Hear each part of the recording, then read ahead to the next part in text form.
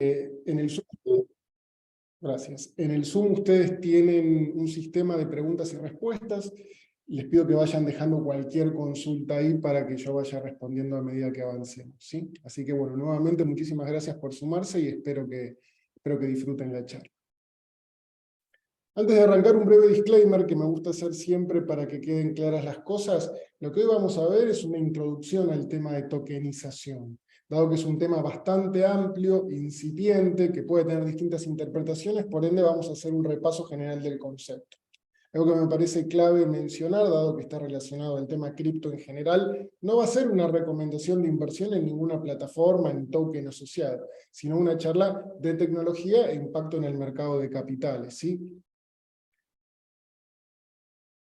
Un tema que suele surgir y que suelen preguntar, hay un montón de proyectos que están dando vueltas como plataformas de tokenización. No vamos a hacer un repaso de todos los proyectos existentes porque sería larguísimo y además surgen continuamente plataformas. Por ende vamos a hablar más del concepto de la aplicación de tokenización en el mercado de capitales que eso. Bueno, les ofrezco para arrancar una agenda, que son los temas que yo tengo para presentarles, pero obviamente siéntanse libres cualquier consulta, cualquier pregunta de enviarlo para que yo lo tome como referencia si quieren profundizar en algo. Vamos a arrancar para romper el hielo con una sección que le puse ¿qué opina Larry? Ahora vamos a ver de qué se trata. Voy a contarles qué es la tokenización, cuáles son las ventajas de la tokenización, qué puedo tokenizar, y lo spoileo acá básicamente todo, ¿sí? ¿Cuál es el potencial estimado de activos que yo puedo llegar a tokenizar? Un repaso por algo del marco regulatorio que hoy tenemos. ¿Cuál es el potencial impacto en el mercado de capitales? Algunos desafíos tecnológicos y regulatorios a futuro, y algunas conclusiones o predicciones que vamos a intentar elaborar para que queden como referencia. Como les decía, arrancábamos un poco con un chiste, pero muy en serio, que es, no sé si todos lo conocen, pero hay una persona que se llama Larry Fink, que es el CEO de BlackRock, que es el fondo de inversión más grande del mundo, tiene 10 trillones de activos bajo administración. Recientemente, fin de año pasado, cuando le preguntaron cómo veía el mercado de capitales hacia adelante, él dijo, sorprendiendo a todo el mundo, porque había demostrado cierto escepticismo de temas cripto en general, dijo en una charla que él creía que la próxima generación de mercados, la próxima generación de securities, títulos valores negociables, como en cada país le digamos, va a ser la tokenización de esos valores negociables, de esos títulos. Sorprendió a todo el mundo con esta afirmación. Y lo importante de esta declaración que hizo no es solamente quién lo hace por el dinero que maneja y por ser una figura relevante de la industria, sino también por la potencial influencia que puede tener, ¿no? Por distintos motivos, una persona tan relevante en el mercado y con tanto dinero y activos bajo administración que podría hacer que sus predicciones se vuelvan realidad, ¿no? O sea, ejerciendo influencia en la industria como un todo para que esto suceda. Por ende, cuando una persona de esta relevancia hace esta declaración, es importante tenerlo en cuenta porque es altamente probable que suceda. Y ahora para arrancar, ¿qué es la tokenización? ¿No? Porque es uno de esos términos que se escucha mucho, pero bueno, uno se le pregunta a 3 personas, probablemente obtenga tres respuestas distintas, ¿no? Por ende, voy a tratar de bajarlo a tierra, de hacer un resumen de qué es. La tokenización básicamente es la representación digital de un activo. Un activo que puede ser real, físico, financiero, etc. O lo que ahora se conoce como un concepto paraguas, real world asset, o un activo del mundo real, ¿no? Vamos a ver que puede incluir muchas cosas. Hasta ahora ustedes me podrían decir, bueno, yo ya tengo representaciones digitales de un activo. Generalmente, cuando uno tiene una acción, un bono, y está en un depósito central, suele ser un registro en cuenta. Hace tiempo que no nos manejamos más con papeles.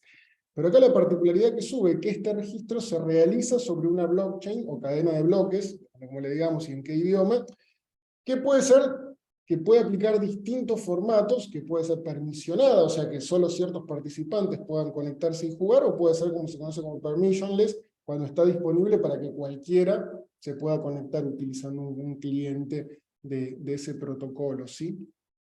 Vamos a ver que los activos que yo puedo tokenizar pueden ser fungibles o no fungibles. Yo podría tokenizar acciones de Tesla, 2 acciones son iguales, o podría tokenizar un auto antiguo, una obra de arte, algo bien particular, único y distinto entre otras versiones, podría decirse.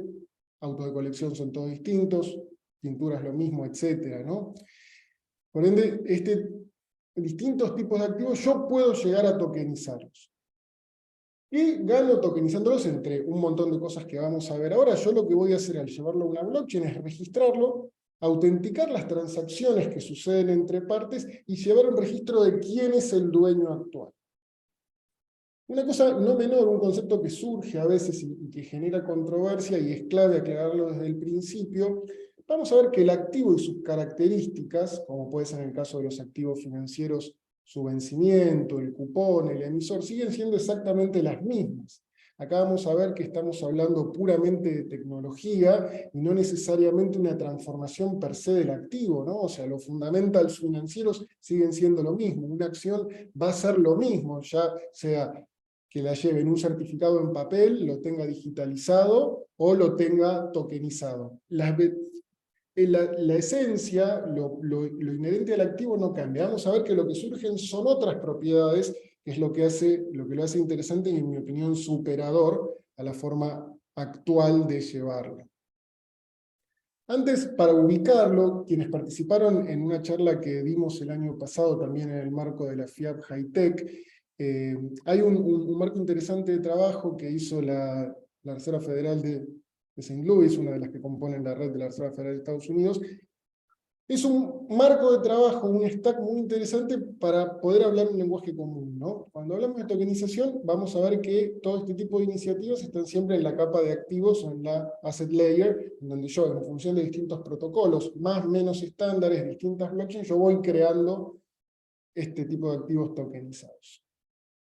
Obviamente, si voy muy rápido, cualquier consulta, por favor no dejen de mandarla por la opción de preguntas y respuestas del web. Algunas ventajas de la tokenización, y esta me parece que es el slide clave de la presentación para que ustedes tengan en el radar. Esta actividad, la posibilidad de tokenizar un activo, vamos a ver que me permite hacer una emisión más ágil, ¿no? O sea, me permite dar un activo que después vamos a ver que puede ser completamente on-chain o podría tener un correlato en el mundo real o físico. Me permite agilizar la emisión llegando a una mayor cantidad potencial de inversores. Un aspecto no menor que surge y que se declara como una de las principales ventajas es lo que se conoce como la posibilidad de fraccionarlo, ¿no? Y esto, quienes impulsan este tipo de iniciativas hablan del concepto de explosión de liquidez. ¿Por qué? El caso típico que se menciona cuando hablamos de esto es la posibilidad de tokenizar, de convertir activos ilíquidos en líquidos, ¿no? El ejemplo típico es un departamento en Manhattan que tiene una barrera de entrada alta por lo que puede costar millones de dólares, pero que yo al tokenizarlo podría fraccionarlo en N unidades y permitir que eso se negocie y que alguien que quiera invertir en real estate pueda comprar el 0,001% de un departamento en Manhattan, uno en Londres, uno en Berlín, etc. Y de esa manera armar una cartera de real estate sin tener que invertir millones de dólares en ese sentido, ¿no? O sea, exponerse a ese riesgo vía este tipo de activos. Por cómo se plantean los esquemas de tokenización y cómo funciona una blockchain y estos tokens que yo puedo fraccionar hasta n posiciones decimales, me permite fraccionarlo de esa manera, que el sistema tradicional es mucho más complejo, ¿no? Un tema no menor, porque uno puede decir, bueno, pero esto obviamente le va a agregar una complejidad muy alta, ¿no? A lo que implica lo que se conoce como cuando uno tiene que encargarse de los eventos corporativos asociados a ese activo, ¿no? Lo que podría ser cualquier pago de renta, amortización, cobros, lo que yo haga sobre ese activo. La premisa que tiene llevar estos tokens a una blockchain es que los podemos implementar mediante un contrato inteligente. Esto, si ustedes vinieron a la charla anterior sobre DeFi y el mercado de capitales, se acordarán.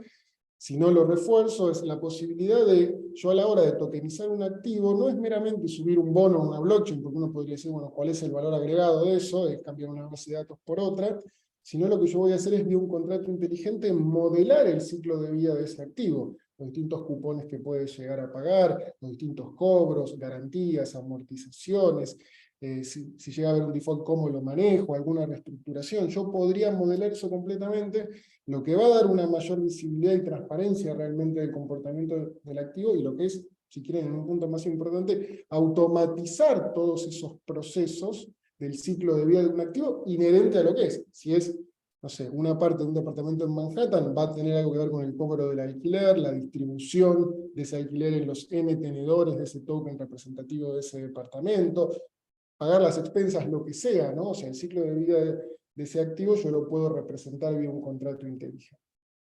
Un tema no menor, y surge la pregunta generalmente, bueno, pero el desafío regulatorio, ¿cómo lo manejamos?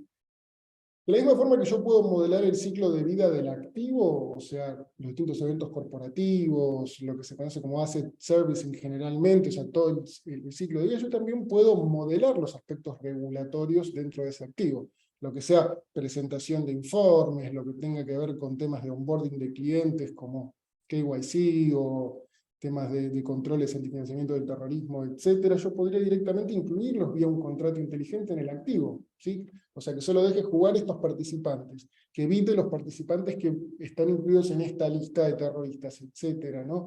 Yo podría eliminar cierta discrecionalidad que hoy puede existir en el mercado de capitales y que muchas veces implica controles manuales o controles post la inversión, etcétera. Yo podría directamente incluirlos en el activo como tal y que el activo viva con esas reglas, que no permita que se haga algo por fuera de esas reglas.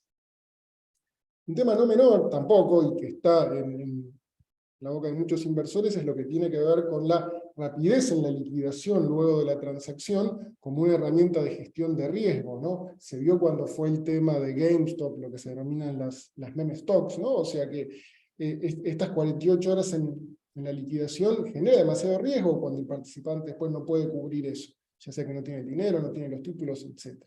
La industria está en una iniciativa de achicar este temas 2 a temas 1, se anunció hace relativamente poco la SEC en Estados Unidos, creo que para mayo del 2024 apuntan a pasar a temas 1, pero un día puede ser un montón de tiempo, ¿no? Y con el potencial impacto que puede tener el default de un participante. Por ende, este tipo de plataformas me permiten hacer una liquidación real time luego de la transacción que yo realizo. Alguien me podría decir, bueno, yo en el mercado de capitales tradicional también lo puedo hacer. En una negociación bilateral, yo podría decir, bueno, pero liquidármelo ahora, mandámelo ahora.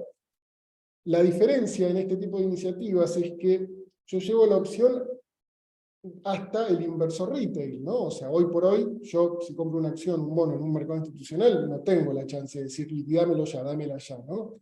O sea, tengo que respetar ciertos procesos batch, etcétera, etcétera.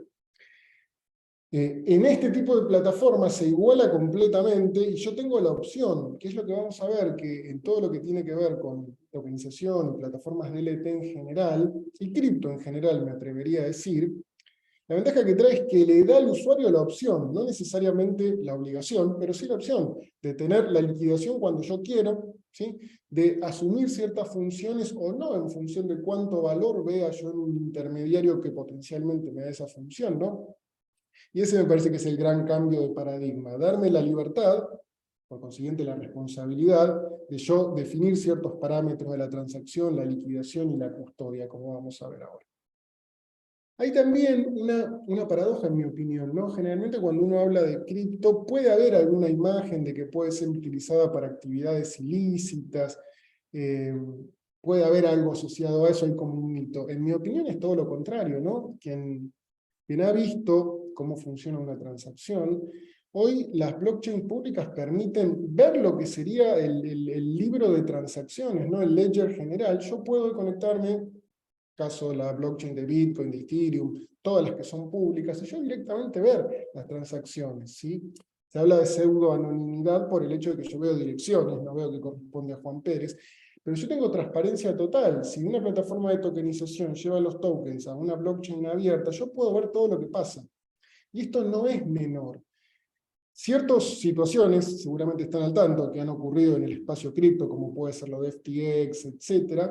Hubo gente que vio cosas raras en función de los movimientos que se daban, ¿no? Más allá que sorprendió a todo el mundo lo de FTX, había gente que venía diciendo, che, mirá que yo acá estoy viendo que hay unos movimientos raros entre FTX y Alameda, hay algo raro ahí. Bueno, paradójicamente, pese a que se suele asociar o hay gente que asocia todo lo que sea cripto con actividades ilícitas, lo loco es que es todo lo contrario, que yo tengo transparencia total de lo que está pasando. Y eso es genial para emisor, para los inversores, para el regulador, ¿no? Que quiere tener visibilidad de lo que está sucediendo. Un tema no menor es que al abrir un abanico de opciones y mayor competencia en los distintos pasos del mercado de capitales, tiende a una reducción de fees, porque abre la posibilidad de que distintas plataformas compitan entre sí y puedan reducir lo que cobran, más que ni que hablar si usa una blockchain pública. Por ende, esto da una mayor accesibilidad y mayor inclusión, ¿no? O sea, yo podría conseguir inversores que lo hacen por montos menores a un costo más bajo, por ende acerca más gente al mercado de capitales. Un tema no menor, que ya lo mencioné, es lo de la desintermediación, ¿no? Que es una palabra de vuelta muy amplia, que puede tener distintas interpretaciones, pero que básicamente en este contexto lo que se propone es, hoy uno tiene una cadena de valor de mercado de capitales, que la vamos a ver en un rato, distintos participantes que agregan valor desde el punto de vista de la negociación, la compensación, la liquidación, la custodia, pero que hoy es un estándar. Yo tengo una regulación que me dice es así, vos si querés jugar el juego es así. La tokenización y llevar a una blockchain abierta este tipo de cosas, lo que me permite es que yo elija. Yo podría decidir, bueno, quiero un custodio centralizado o no, quiero un broker o no. La posibilidad de yo elegir los distintos intermediarios donde yo veo valor, ¿sí? O sea, yo puedo armarme mi mix, mi ensalada de intermediarios en función de donde yo vea valor, donde yo diga, no me quiero ocupar de esto porque no tengo el conocimiento técnico, porque considero que esto reduce el riesgo a un nivel que yo quiero aceptar, etcétera, ¿no? Otro tema que no mencionamos cuando hicimos la presentación de DeFi es lo que se conoce como composability, que es la posibilidad de yo ir integrando como, imagino que se llama igual en todos los países, ¿no? Pero los Lego, esos bloques que yo puedo conectar y armar castillos, un montón de cosas, bueno, cuando uno implementa este tipo de, cuando uno lleva activos, cuando tokeniza y lo lleva a una blockchain, la realidad es que al usar estándares abiertos, yo luego puedo componer otras cosas, por ejemplo, poolear activos para formar otro activo, con un comportamiento financiero que es la integración de esos activos, y así hasta el límite es la imaginación, ¿no? La cantidad de activos que cantidad de servicios que yo puedo usar vía esas primitivas disponibles, ¿no? Con mucha mayor agilidad que lo que podría ser el mercado de capitales tradicional, que tiene otras restricciones en ese sentido, ¿no?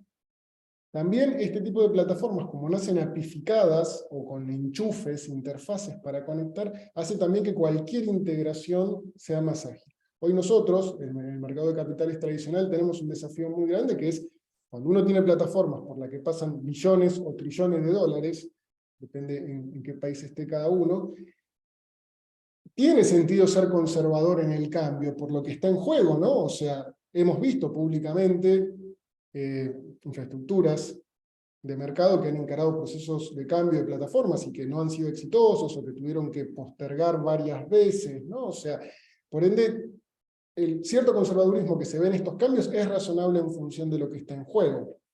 Por ende, estos participantes que acercan plataformas de tokenización corren con esa ventaja del hecho de arrancar de cero, sin infraestructura legacy atrás, y ya nacen apificadas al estar dentro de una blockchain, por lo que hace mucho más ágil eso.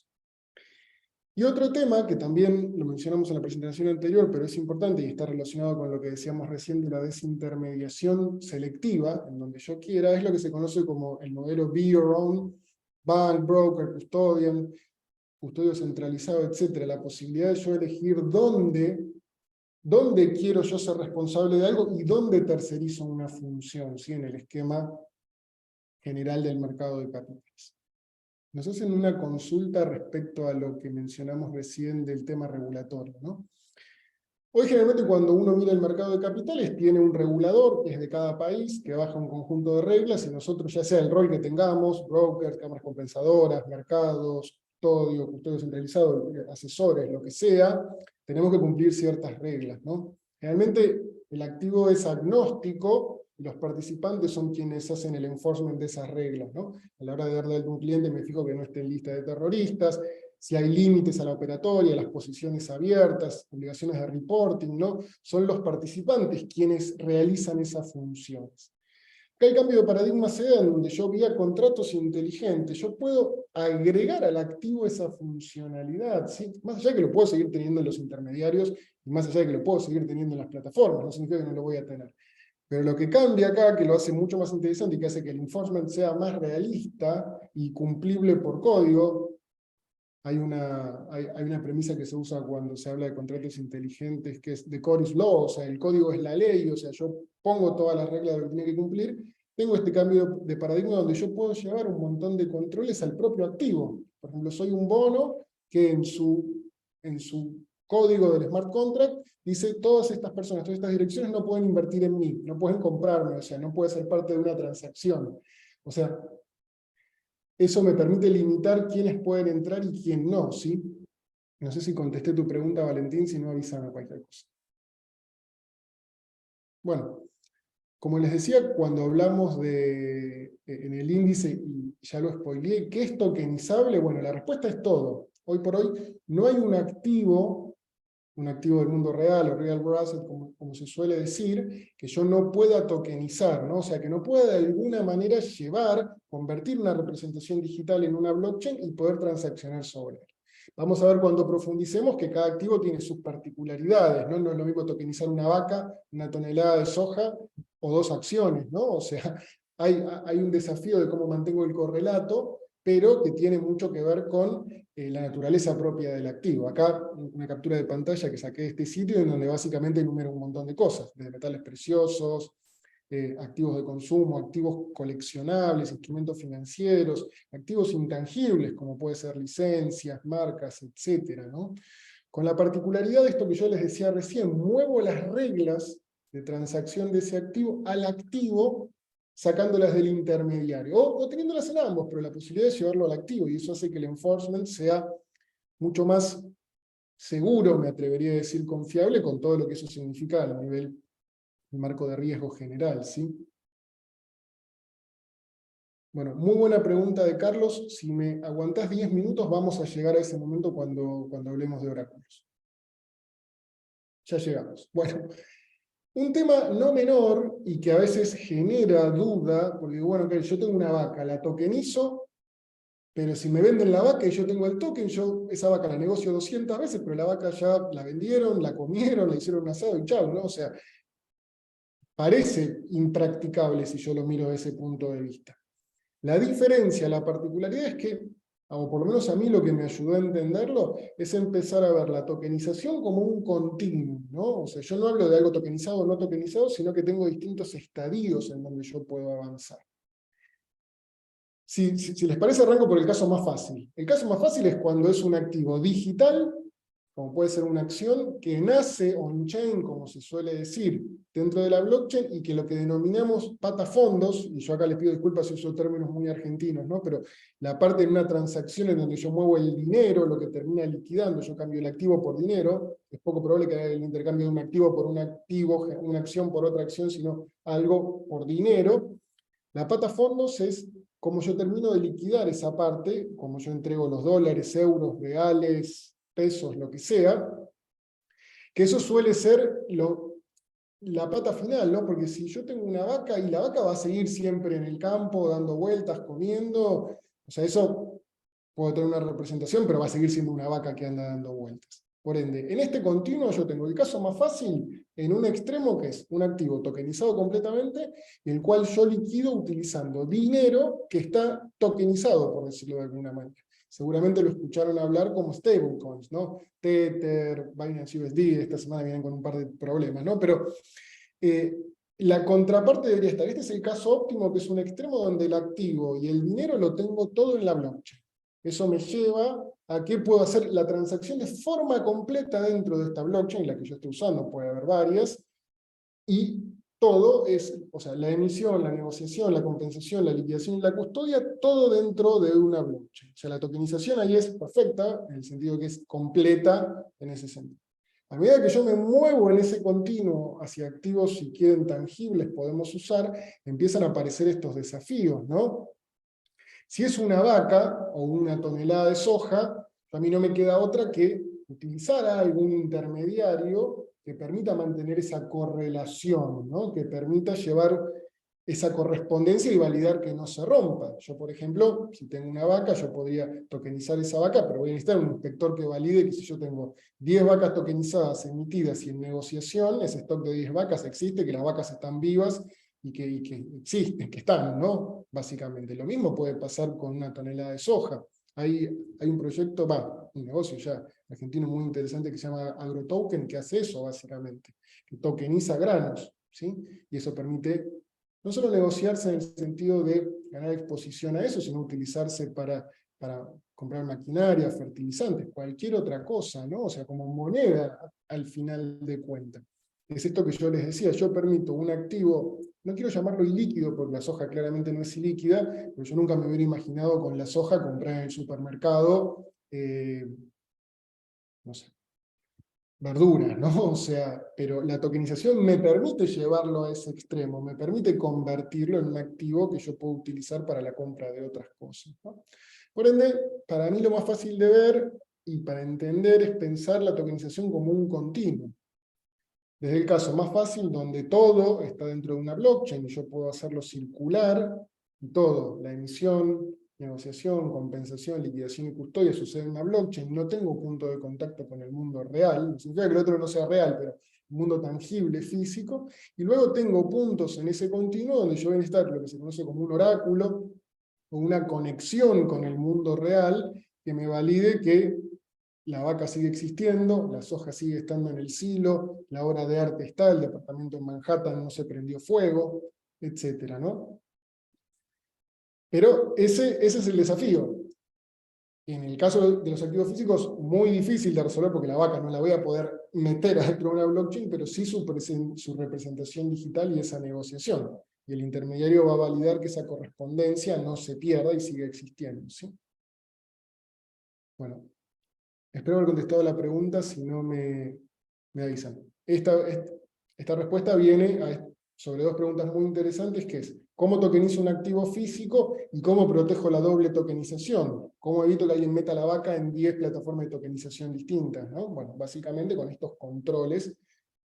Yo técnicamente le podría poner un ID también a la vaca, que por radiofrecuencia valido dónde está. Vamos a ver el desafío, que es luego la interconexión de las distintas blockchains o plataformas de tokenización, justamente para en el límite evitar que en ninguna otra plataforma pueda existir, ¿sí? Bueno, uno cuando habla de temas siempre suma dar una idea de cuánto estamos hablando, ¿no? De cuál es el potencial de dinero o de negocio que puede existir en ese sentido. Para no decir cualquier cosa, estuvimos investigando a ver cuáles son los estimados, y obviamente siempre está el desafío que quien realiza plataforma de tokenización te va a decir 1.000 trillones, ¿no? Obviamente, si es mi negocio generar activos tokenizados, sí voy a decir que hay un mercado gigante. Por eso, en el research que hicimos, buscamos, está el Boston Consulting Group, que es súper conocido, una empresa súper respetada, que partimos de la base que lo que propone, que lo que plantea está estudiado, analizado y que no sigue intereses creados. Y ellos hicieron este estudio que a mí me sorprendió, ¿no? O sea, hoy habla que los activos tokenizados en el año que terminó es aproximadamente 300 billones de dólares. Me sorprendió muchísimo, ¿no? No pensé que fuera tanto, ya he escuchado estimaciones de 150, 200 billones. Pero en función del análisis, lo que ya pasó, proponen esto. Pero lo que más me sorprendió es que esta gente plantea que para el 2030 estima que va a haber 16 trillones de activos tokenizados, básicamente un 10% del PBI mundial, ¿sí? Un número enorme, realmente enorme, y con los beneficios que eso trae, ¿no? Cuanto más activos tokenizados existan, más atractivas son las plataformas de negociación de activos tokenizados, más hace que los inversores institucionales se acerquen, porque ya hay una masa crítica, ¿no? Y luego les voy a dejar la presentación como referencia, pero hace una separación de cuáles son los activos que más potencial tienen de ser tokenizados, acciones listadas en mercados, lo que no está listado, como puede ser private equity, otro equity, fondos de inversión, bonos, casas, otros activos, pero me sorprendió el número, realmente previo a que encaramos el Richard, no imaginé que en el 2030, que no falta tanto, sinceramente, se espere un número de esta magnitud, ¿sí?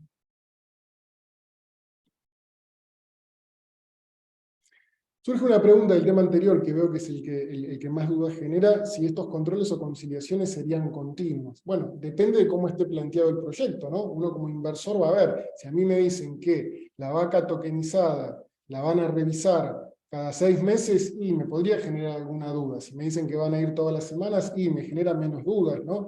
Cada proyecto en eso es distinto.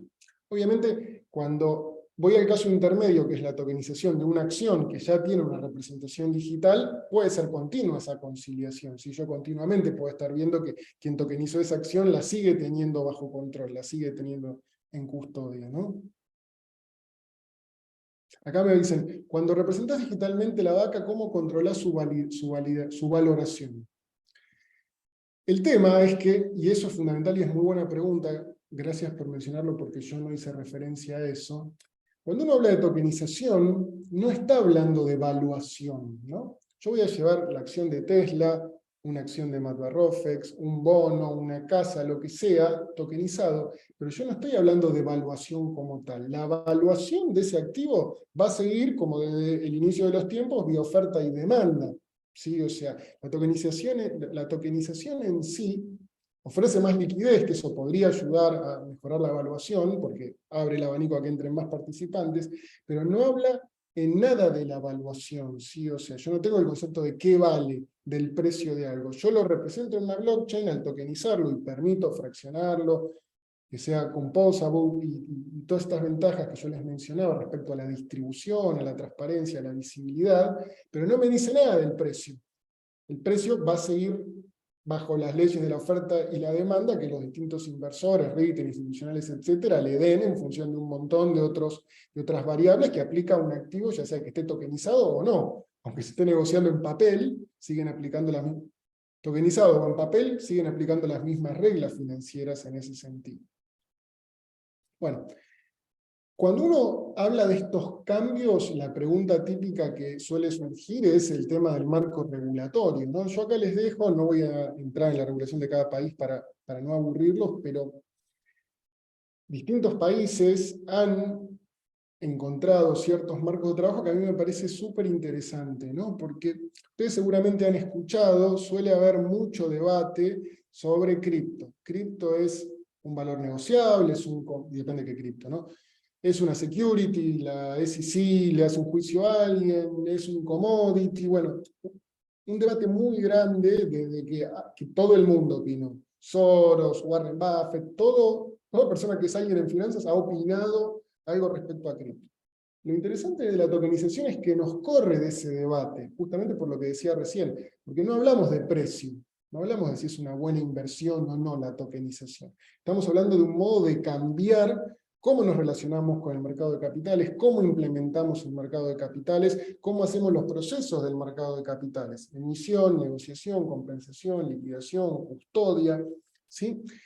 Por ende, no entra el debate del valor, del precio, ¿no? Por ende, podemos correr un montón de incógnitas y logramos, lo que es clave, una regulación clara para poder darle tracción al tema. Yo creo que por eso esta gente se anima a decir 16 trillones de activos tokenizados para el 2030, porque no hay una cuestión regulatoria tan grande a resolver como puede ser si es una security o no, si está bajo la regulación de la SEC o de la CFTC, o saca de eso de ese lado. Por ende, yo que les cuento, les dejo como referencia cómo ciertos países que podemos considerar referentes, ¿no?, del mundo encaran esto. Y lo importante es que la mayoría de los países se expidieron en ese sentido diciendo que es un cambio de tecnología, cambio de procesos, no cambia el activo subyacente, como yo les decía recién, un bono sigue siendo un bono. Si yo emito un bono, tengo que pagarlo. Si yo emito una acción en función de las características, da derecho a voto, da derechos económicos, o sea, eso no cambia. Por ende, el regulador dice, esto es lo mismo que cuando yo pasé de liquidar intercambiando papeles a liquidar en un sistema. No cambia en sí la característica del activo, por ende lo hace mucho más digerible para el regulador en ese sentido, ¿no?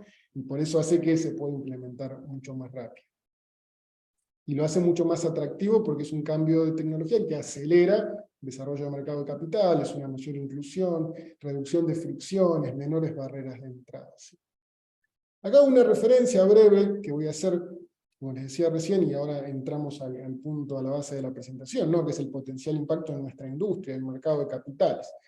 En general, el mercado de capitales tiene estas 5 grandes clases de participantes, ¿no? Emisores, quienes se acercan al mercado de capitales para levantar capital, ya sea vía emisión de deuda, equity, etc. Inversores, retail, institucionales, que acceden a esos títulos que salen al mercado porque quieren invertir en eso por X motivo. Intermediarios que acercan, ¿sí? Que hacen este acercamiento entre quien quiere invertir y los títulos disponibles, como puede ser brokers, dealers, broker-dealers. Cada país tiene su normativa, sus roles, etc., pero lo menciono muy teórico, muy a nivel libro. Las infraestructuras de mercado, que somos nosotros, los miembros de FIAP, como pueden ser los mercados, cámaras compensatorias, custodios, centrales de depósito colectivo, etc., y bueno, y el regulador, ¿no? Un breve esquema de cómo funciona hoy el mercado de capitales tradicional, para usarlo como introducción a lo que viene después, que es cómo vemos el potencial impacto, ¿no?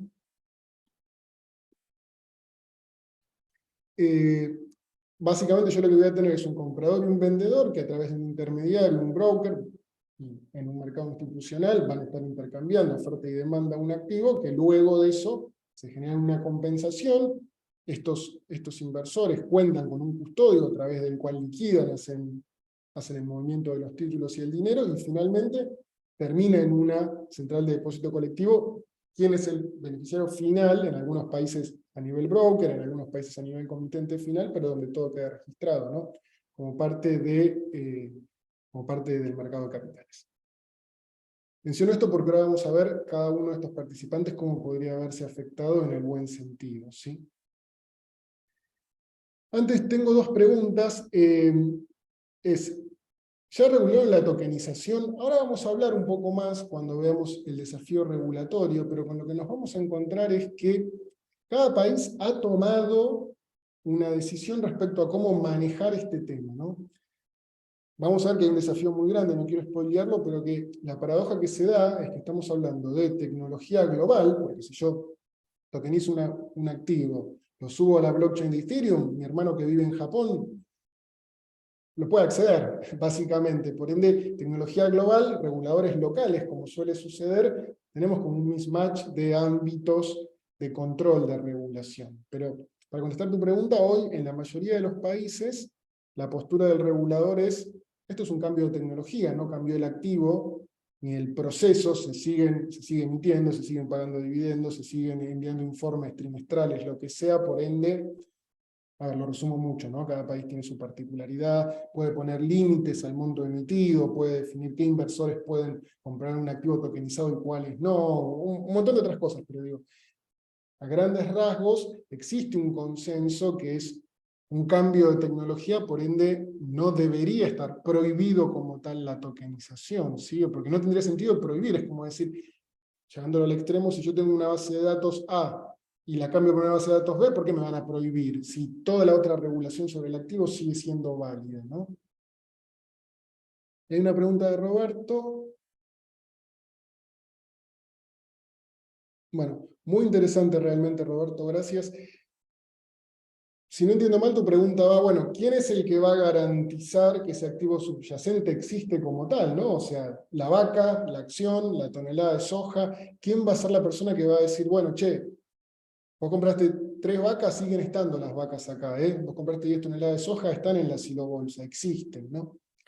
Y es una pregunta abierta, porque puede ser un tercero que se dedica a eso, alguien que se dedique puntualmente a hacer oráculos, el término general, quien hace esta interfaz con el mundo real, no significa que el otro no sea real, pero el mundo tangible, si quieren, podría ser un broker, podría ser un mercado, podría ser cualquiera, ¿no? O sea, hoy no existe una razón para decir tiene que ser X, ¿no? O sea, puede ser un tercero independiente. Creo que el participante que compra un activo tokenizado que tiene una correlación con el mundo físico deberá hacer su análisis de riesgo y ver si se siente conforme con la persona que va a estar haciendo esa validación, ¿no? Esa conciliación, si quieren, que el activo físico existe como tal, ¿no?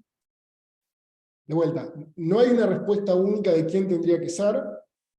Me parece importante que eso no se defina vía regulación, porque no existe un motivo como tal, sino que siempre está bueno las opciones, que yo diga, a ver, si yo quiero comprar, no sé, Maíz tokenizado, que claramente es un activo físico tangible, ¿no? O sea, yo voy a estar comprando una representación tokenizada, digital de eso, pero el maíz en algún lado va a estar físicamente. Yo cuando vea el prospecto, por usar algún nombre, pero no refiriéndome al sentido legal de prospecto, sino cuando yo vea la descripción de este activo, me va a decir, bueno, la correlación, el que va a estar validando que existe el maíz en esta silobolsa es Juan de los Palotes. ¿Confío en Juan de los Palotes o no? Si la respuesta es no, bueno, y no sé si voy a comprar ese activo. Si confío, porque es una persona con trayectoria, porque lo audité, lo que sea, voy a decir, bueno, ok, confío, ¿no? Como en cualquier inversión que yo hago, ¿no? Ver quiénes son los participantes involucrados en ese sentido. Y ver quién es la persona que va a estar validando que existe esa correlación. ¿Y cómo, no? O sea, porque podría haber prueba también de vida, por decirlo de alguna manera, ¿no? Yo podría tener, por decir algo, en la página de ese validador, una webcam donde me muestra todas las vacas, y me hace un conteo de las vacas continuamente, ¿no?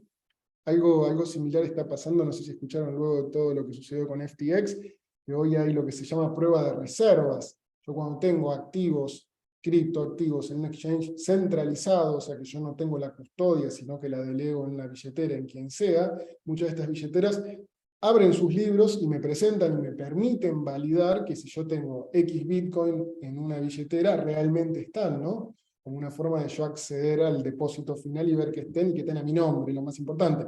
Porque de vuelta, pueden ser los mismos 10 que le dicen a todo el mundo, bueno, acá están los tuyos. Ver que estén y ver que están a mi nombre, ¿no? Bueno, eso es todo lo que la industria está descubriendo, ¿sí? ¿Quién hace esas validaciones? ¿Cómo se preicea ese riesgo de esa validación, ¿no? Y en función de eso, yo elijo si invierto o no en eso, ¿sí? Distinto es al precio de la soja tokenizada. A ver, si uno mira por distintas leyes de arbitraje, debería valer lo mismo que la soja común, que la soja que yo puedo negociar en otro lado. Luego yo voy a tener el fee de esa plataforma, que ahí es donde yo voy a estar priceando este riesgo, ¿no? Espero haber sido claro, Roberto, si no, avísame, por favor. Este slide que estoy poniendo ahora me parece interesante porque a veces cuando uno ve estas presentaciones, uno dice, bueno, qué lindo, todo muy teórico, el potencial es inmenso, viene una consultora que me dice, en 10 años esto va a valer 20 trillones de dólares, pero bueno, en 10 años puede pasar cualquier cosa acá, ¿no? O sea, a veces es mejor hablar de lo que está pasando ahora, ¿no? De la realidad. Yo estaba armando esta parte de la presentación ayer y me puse a buscar noticias de tokenización de activos, ¿no? Solamente estas 4 que saqué fueron de febrero. O sea, no hay semana en donde no aparezcan 3, 4 noticias de se tokenizaron 100 millones de dólares de este bono, se subió a esta plataforma de tokenización, esta cosa, etcétera, etcétera. Hay un continuo flow de activos que se van tokenizando, que se van probando, y que en mi opinión, más allá de en algún punto ser pruebas de concepto, permite que ciertos participantes se vayan aclimatando a lo que significa emitir en una blockchain, el seguimiento de eso, la integración en sus plataformas tradicionales. Debería ser una curva exponencial en ese sentido, no lineal al momento de la emisión y la tokenización, ¿no? Y más allá de que uno puede haber escuchado a nivel bancos de inversión, etcétera, cierto escepticismo respecto a cripto como activo de inversión, el consenso es que a nivel tecnología es superador, ¿no? Esto que yo le decía, separar el debate de volatilidad-precio del de tecnología subyacente. Y vemos que, por ejemplo, por mencionar un caso, JP Morgan, el CEO hizo mucho ruido cuando salió a criticar Bitcoin, pero por otro lado tiene varias iniciativas de llevar ciertos procesos, financiamiento de comercio, tokenización de activos, de bonos, etcétera, a tecnología blockchain, y hasta tiene su propia red, ¿no? O sea, poder separar eso para que no quede todo en la misma bolsa. Pero bueno, les quería dejar estos ejemplos como parte de casos reales que hoy existen, ¿no? Tengo 2 preguntas más. A ver, pero si no hay regulación acerca de la garantía del activo subyacente, la volatilidad sería mayor como se ve claramente con las criptos. A ver, el activo subyacente, vaca, soja, trigo, tiene un proceso de oferta y demanda que va a marcar el precio. La función de quien decide comprar un activo tokenizado es básicamente validar que ese proceso de correlación, de decir, si yo compro 10 toneladas de soja y me dan tokens representativos de 10 toneladas de soja, existen esas toneladas de soja en algún lugar que están como colateralizando, si quieren, pero no es la explicación correcta o el término correcto en ese caso, ese token, ¿no? Porque no es una garantía, sino es una representación como tal. No es que una cosa garantice la otra, sino que debería ser lo mismo, ¿sí? No hay un haircut, no hay aforo, no hay una diferencia. Por ende, el precio de ese token debería ser, al ser arbitrable con otros espacios donde se negocia ese activo, debería ser arbitrable como tal. Luego yo voy a tener, si quieren de alguna manera, el riesgo en la emisión de ese token de que esta empresa que tokeniza, que dice yo tengo la soja acá, realmente la tenga. La soja, las acciones, el departamento en Manhattan, lo que sea, ¿sí? En un punto no es un riesgo muy distinto a cuando yo tengo en algún participante del mercado custodiado algo, ¿no? Por más de que exista, si quieren, otro marco regulatorio o más años, ¿no? No deja de ser ese riesgo que yo de una manera u otra asumo, pero que yo debería hacer mi tarea en función de lo que yo voy asumiendo, ¿no? O sea, de lo que yo voy tomando. Y otra pregunta de Jaime, si me dan 2 segundos para leerla. No sé mucho.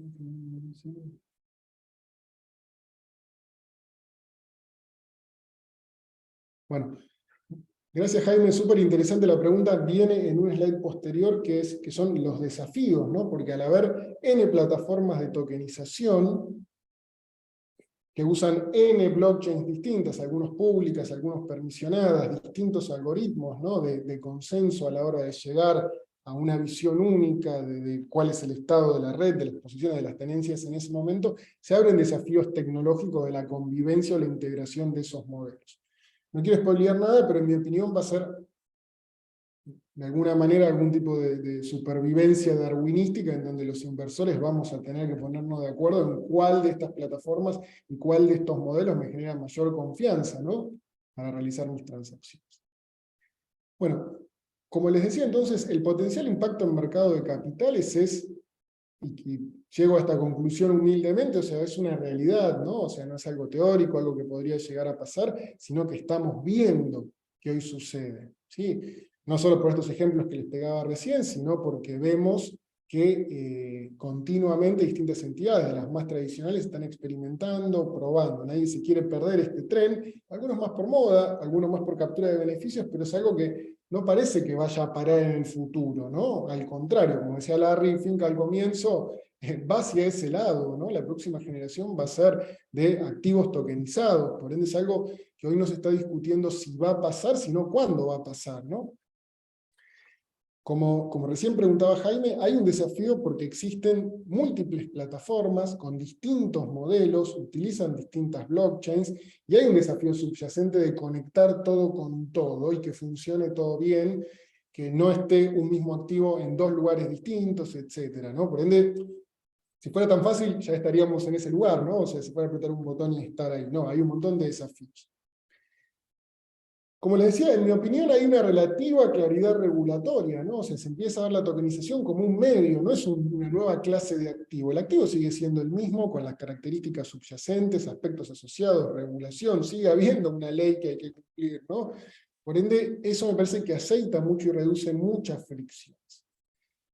Desde mi punto de vista como proveedor de tecnología y como mercado, mis clientes en algún momento me van a golpear la puerta y me van a decir, yo quiero tokenizar activos, quiero poder negociar activos tokenizados, etc.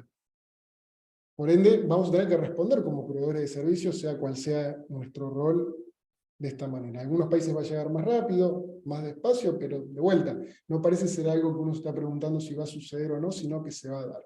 Y deberíamos adaptarnos a ese cambio como proveedores de servicios, ¿no? Antes de que sea demasiado tarde o que otra plataforma nos supere porque lo ofrece mucho más barato, más ágil, más seguro, etc. Pero también, para no preocuparnos y no entrar en pánico, mi opinión es que va a haber una integración como tal, ¿no? O sea, yo, como les decía, son legos, yo puedo vivir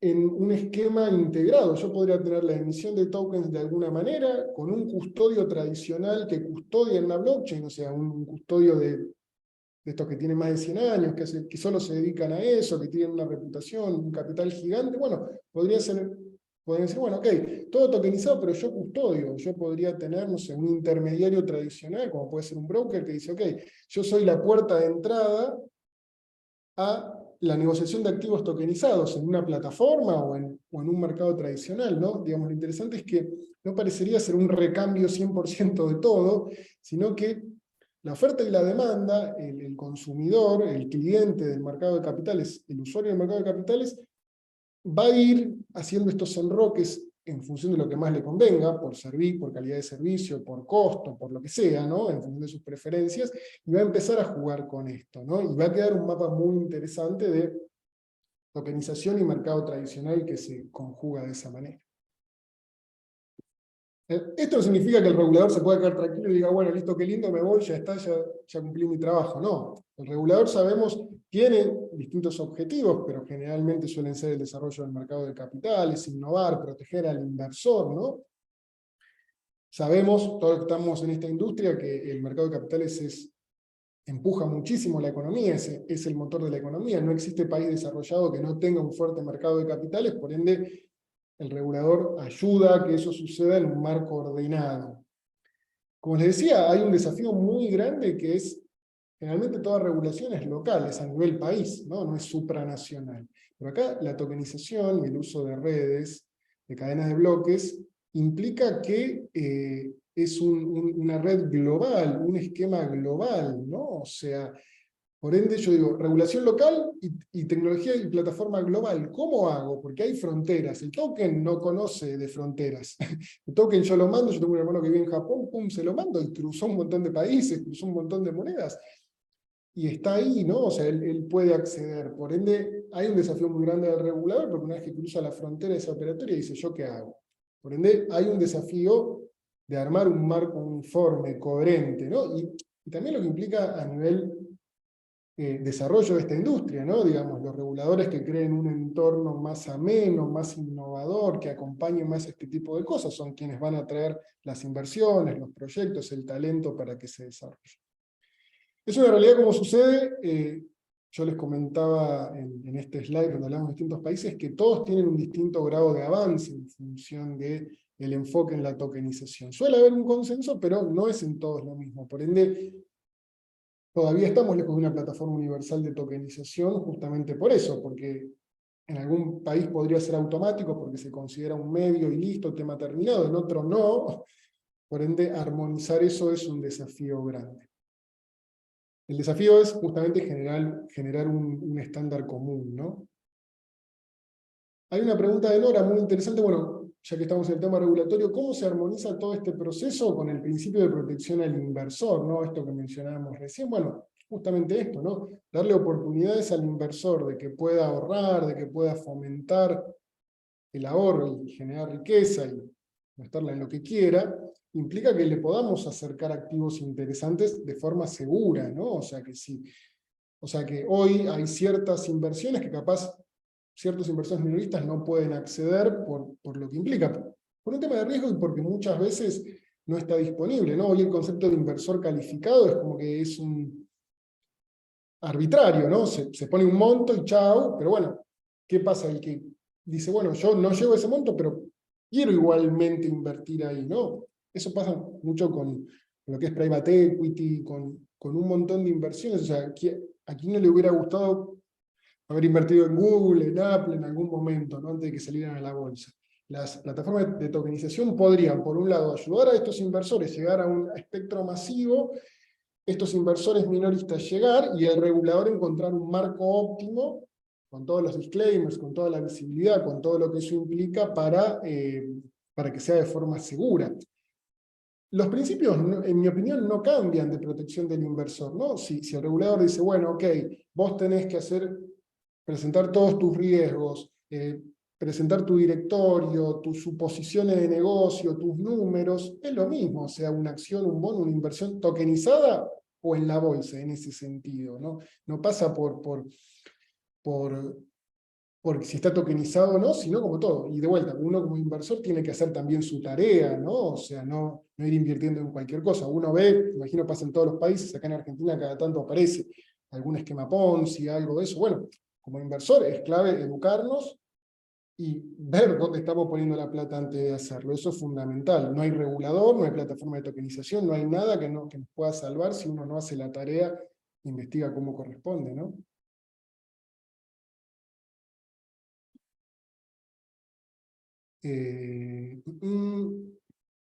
A ver, esta pregunta.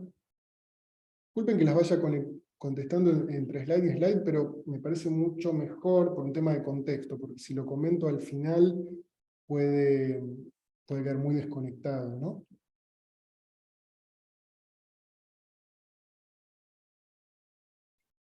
Sobre la pregunta que era, ¿quién puede ser el que correlaciona que el activo físico exista sobre el token? Sí, Roberto, 100% de acuerdo. Creo que lo importante es que los distintos participantes se animen a ofrecer ese servicio y que el inversor elija a la hora de invertir en un activo, bueno, esto lo hace tal, excelente, bueno, esto lo hace, este no me convence, entonces no, ¿no?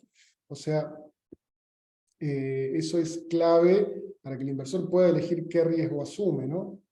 Sobre la pregunta de cuál es el riesgo para el inversor, de la misma manera que yo emito cualquier otro activo, a ver, lo pongo de otra manera, ¿no? La tokenización no debería en algún punto ni aumentar ni disminuir el riesgo, ¿sí? O sea, el activo sigue siendo el activo, yo la tarea la tengo que seguir haciendo, el regulador va a seguir mirando que lo que se emita tenga sentido, que no sea ilegal, que cuando yo lo anuncio, si está en un régimen de oferta pública, cumpla con todo lo que con lo que prescribe la ley, ¿no? Por eso para mí lo que hay que tener bien en claro es, la tokenización no agrega ni disminuye riesgos para el inversor, porque sigue siendo el mismo activo, ¿no?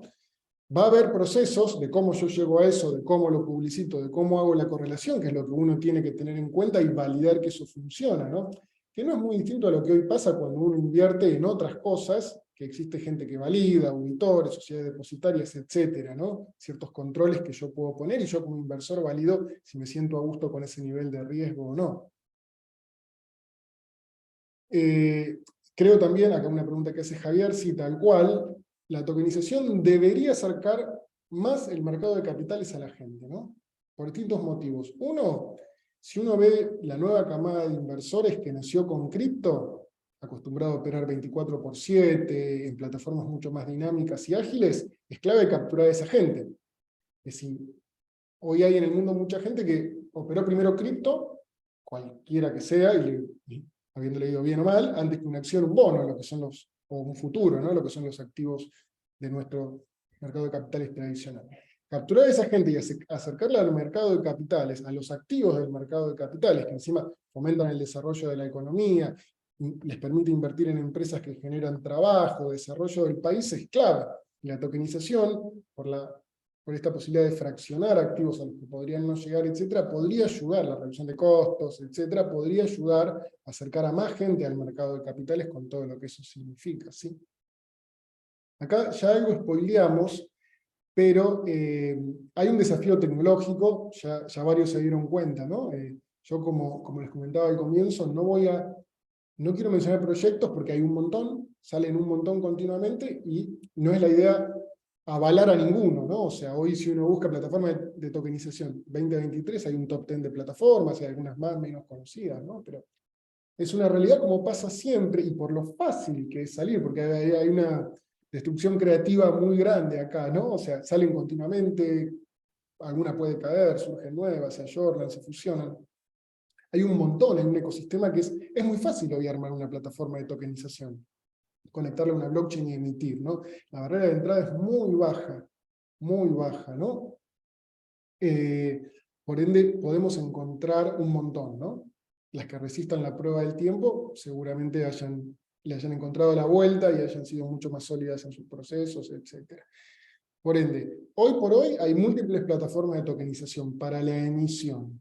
A su vez, esas plataformas podrían llegar a emitir en múltiples blockchains, ¿no? Algunas públicas, algunas privadas, con distintos algoritmos de consenso, como mencionaba recién Javier. Eso hace que uno tenga una especie de malla de interconexión de plataformas y blockchains, donde puede parecer abrumador primero, pero yo podría ir a una plataforma de tokenización que me permite emitir un activo en la blockchain de Polygon y después yo esa puedo, vía un bridge, llevarla a la de Ethereum y después pasarla a otra y convertirlo con, bueno, un montón de cosas, ¿no?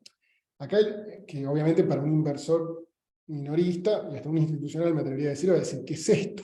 Yo quiero comprar algo que esté barato y vender algo que esté caro, no quiero más que eso, ¿no? Una inversión de largo plazo. pero siempre con esa premisa. O sea, no quiero ver esa complejidad, por eso, y la complejidad existe, y está, porque el tema cripto tiene mucha matemática atrás, tiene desafíos, algoritmos de consenso, etcétera, en donde no podemos llevar esa complejidad técnica al inversor institucional, a los participantes del mercado de capitales, porque van a salir corriendo. Por ende, los dos grandes desafíos desde lo técnico es, por un lado, que la experiencia de uso sea agradable, superadora, transparente, y que la integración sea lo más smoothly, como se suele decir, o lo más fácil posible, para que yo como inversor sea un botón, de la misma forma que al comprar una acción o un bono en el mercado tradicional es un clic y listo, suceda lo mismo cuando ese activo está tokenizado. Yo puedo capturar todas las ventajas que les decía recién y mantener y hasta mejorar una experiencia de usuario, ¿no? Bueno, me hacen una pregunta sobre cómo impactaría cada uno de los participantes. Voy a volver, si me permiten, a este esquema, porque me parecía la base, ¿no?, para entender. Acá, o sea, cómo la tokenización puede afectar, ya sea de forma positiva o no positiva, a estos participantes. Bueno, a la hora de emitir un activo, yo podría tener, que acá no está dibujado, porque este es el mercado tradicional, una emisión de un activo tokenizado que eventualmente se lista en una plataforma de negociación. Puede ser una plataforma que negocia activos tokenizados, puede ser un mercado tradicional que se anima a listar activos tokenizados, o cualquier otra cosa que surja, ¿no? Yo voy a tener brokers intermediarios que van a permitir que compradores y vendedores accedan a esos activos tokenizados, ¿no? O sea, podría, en función de sus intereses comerciales, incluir activos tradicionales, mix con tokenizados, etcétera, ¿no? Yo luego, estos mismos roles, yo podría tenerlos. Sucede lo que yo les decía recién, ¿no? Yo puedo elegir qué intermediarios. Yo podría tener una cámara compensadora que haga la compensación de activos tokenizados, ¿sí? No deja de ser en un punto una cuenta, una cantidad, un activo que yo puedo eventualmente hacer un neto y después distribuir. Puedo tener un custodio, yo podría decir, no puedo tener yo mis cripto en mi billetera, mis tokens, porque no sé, no quiero, tengo miedo de perderlos, por ende contrato un custodio. Y yo podría tener una central de depósito que dice, bueno, yo quiero hacer el depósito de eso, transfiéranmelo a mí, esos tokens, y yo lo llevo. Este esquema no necesariamente cambia en un marco tokenizado. Yo lo que digo es que lo que puede llegar a cambiar o lo que aparece es la opcionalidad, es decir, estos intermediarios, brokers, mercados, custodios, compensadores, centrales de depósito, en un esquema tokenizado, el emisor, el inversor, el usuario, para usar términos generales, es quien va a decir, ok, este intermediario me agrega valor, yo quiero que esté en mi cadena, por ende yo quiero que este me compense, quiero que este sea intermediario en el acceso porque me asesora, porque me da una plataforma linda, yo quiero que este custodio lleve mis tokens. La negociación de activos como tal no cambia porque es la que existe desde siempre, los pasos que puede haber. Por ende estos roles van a seguir estando. El tema es quién los hace, que era la pregunta que hacía Roberto recién, ¿no? O sea, yo cuando aparecen estos, o sea, nuevos roles y estos roles existentes, un esquema de tokenización da esta opcionalidad para decir, ¿lo puedo hacer yo o puedo contratar a un tercero para que lo haga? ¿Sí? Y porque quiero descargar ese riesgo, porque quiero que otra persona se ocupe, ¿sí? Lo bueno de esto es que da esa libertad, esa posibilidad de encararlo de esa manera.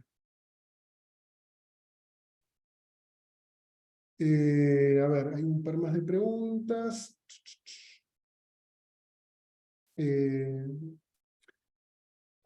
A ver, Iván, opino exactamente igual a lo que vos decís, ¿no? O sea, creo que como nosotros como instituciones tradicionales del mercado de capitales, mi opinión, ¿no?, mi opinión personal, deberíamos incentivar el desarrollo de la tokenización por los beneficios que esto puede llegar a traer para nuestros clientes.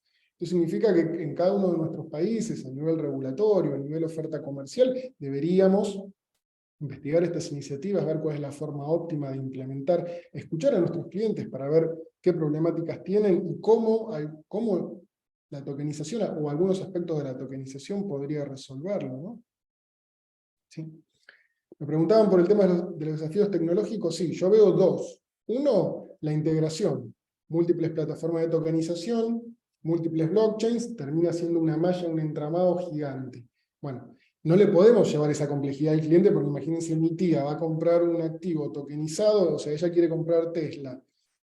va a comprarlo y le aparece toda esta complejidad, 20 redes, 20 blockchains, 20 plataformas, va a decir, no, chao, me la gasto en otra cosa. Bueno, y ahí poniéndome el sombrero de tecnología, no podemos llevar al cliente esa complejidad, tenemos que seguir dándole la experiencia de un botón y comprar a él. Bueno, por ende, la experiencia de usuario y la integración tecnológica de esas plataformas son los desafíos que nosotros tenemos que manejar para que sea transparente y superador para el cliente final, ¿sí? Ya lo vimos, y bueno, y acá me atrevo para ir cerrando algunas conclusiones y algunas predicciones, pero que de vuelta no me estoy jugando mucho porque creo que surgen bastante de lo que vimos hasta ahora, ¿no? Quiero reforzar, lo bueno de la tokenización es que yo despejo el tema cripto, tema precio, tema volatilidad de cripto, ¿no? Estamos hablando de tecnología, procesos y ventajas asociadas. No estamos hablando de si Bitcoin es una security, un commodity, si Estados Unidos lo va a prohibir, no entra eso, sacamos eso que suele ser lo más polémico, y estamos hablando de la tokenización de activos y los procesos del mercado de capitales, y las ventajas que eso puede traer para los actores. La tokenización de valores negociables, o securities, o títulos valores, como cada uno le diga en su país, está sucediendo. No es, viste, una tendencia que yo veo de acá a 20 años, sino que hoy hay casos concretos que suceden, y en mi opinión va a seguir aumentando y de forma exponencial, porque a medida que los participantes hacen las primeras pruebas de concepto, funcionan bien, les sirve, ahorraron en costos, se redujo el papelerío, los clientes están contentos, va a decir adentro, nuevas, ¿no? O sea, por ende va a ir migrando. Hoy es incipiente y obviamente es el 0,00001% del mercado tradicional, pero para mí esa proporción se va a ir corriendo. De la misma forma que el piso de negociación a viva voz, cuando apareció el electrónico, se fueron cambiando las proporciones hasta que hoy es 99% electrónico. Bueno, para mí con la tokenización va a pasar eso. El electrónico tradicional va a ir complementándose con la tokenización y eventualmente va a ser electrónico tokenizado, por decirlo de alguna manera. Las ventajas que les mencioné son muy difíciles de negar, o sea, no podemos decir no existen estas ventajas, ¿no? Obviamente, el desafío regulatorio es encontrar el marco óptimo que proteja al inversor, que fomente la innovación y el desarrollo del mercado de capitales, ¿no? Los actores del mercado de capitales, cuando vean reducción de costos, eficiencias operativas, acceder a activos y líquidos, y la posibilidad de desarrollar nuevos servicios, van a decir, lo quiero, esto es superador por desde donde lo mire. Ni que leer si el regulador acompaña y pone un marco óptimo, va a decir, lo quiero ya. Nosotros como proveedores de servicios en el mercado de capitales vamos a tener que responder a eso. Como les decía recién, para mí van a convivir. No es que una cosa un día reemplaza al otro y chao, sino van a empezar a aparecer sinergias, se va a empezar a aplicar la tokenización donde más duela hoy por hoy, donde los procesos sean ineficientes, mucho papelerío, activos y líquidos que no llegan al inversor, etcétera, hasta que a la larga termina de alguna manera moviéndose la proporción. Y en mi opinión, es poco probable que termine ganando una blockchain y digamos, no, quedó todo en la de Ethereum, ¿no? Listo, chao. Quedó todo en la de Polygon, no. Mi opinión es que van a convivir, porque hay distintas ventajas, distintos apetitos, distintas preferencias, pero va a estar de nuestro lado los tecnológicos, ofrecer una experiencia agradable, integrada, que el cliente diga, uy, qué bueno, cumplió la promesa de ser superador, ¿sí? Y ese me parece que es el rol que nosotros tenemos, ¿no? Y creo que cada uno en su lugar va a tener que encontrar su nuevo lugar en ese sentido, ¿no? O sea, por ejemplo, si yo soy un broker de activos financieros, bueno, mis clientes me piden activos tokenizados por X motivo, porque pueden acceder a activos ilíquidos, porque pueden fraccionarlos, por lo que sea, y de una u otra manera, yo ya sea un broker, un mercado, quien sea, voy a tener que adaptarme a eso, porque va a ser lo que mi cliente me pide, y yo lo que hago lo hago por mi cliente, por ende voy a tener que a la larga adaptarme, ayornarme a esta nueva realidad, ¿no? Y eso yo creo que va a ser beneficioso para todos, para los inversores, para los emisores, para todos los intermediarios, infraestructura de mercado, y hasta el regulador, que va a poder tener mucha más visibilidad, va a haber más transparencia en el mercado y va a poder anticiparse a crisis, ver otras cosas que hoy capaz es más complejo, ¿no? Así que bueno, nos comprometimos a terminar a las 12, así que no les quiero robar más tiempo, les agradezco muchísimo la atención, queda mi mail y mi Twitter para cualquier duda que tengan, así que bueno, espero que les haya parecido útil y muchísimas gracias por el tiempo.